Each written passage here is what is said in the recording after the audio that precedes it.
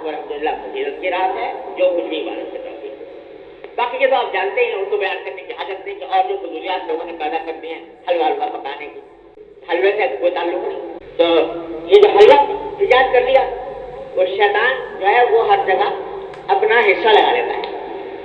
اس نے کہا اس شب برات جو ہے یہ اللہ تعالیٰ نے یہ فرمایا کہ اس شب برات میں مسلمان گناہوں سے ان کی مغفرت کی جائے گی۔ ایک روایت میں آتا ہے کہ اللہ تعالیٰ اس میں اتنے انسانوں کی مغفرت فرماتے ہیں جتنے قبیلہ کلب کی بکریوں کے جسم پر بال، اتنے انسانوں کی مغفرت ہو گئی۔ تو اس نے کہا میں تو لٹ گیا۔ شیطان نے کہا کہ اتنے آدمیوں کی اگر مغفرت ہو گئی تو میں تو لٹ گیا۔ تو اس لیے اس نے اپنا حصہ لگا لیا۔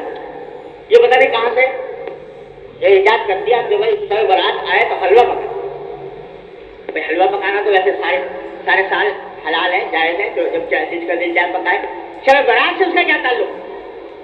نہ قرآن میں، نہ حدیث میں، نہ تابعین صحابہ کے آثار میں، نہ تابعین کے عمل میں، نہ بزرگان دین میں کہیں کوئی فکر نہیں، لیکن اس نے لگا دیا۔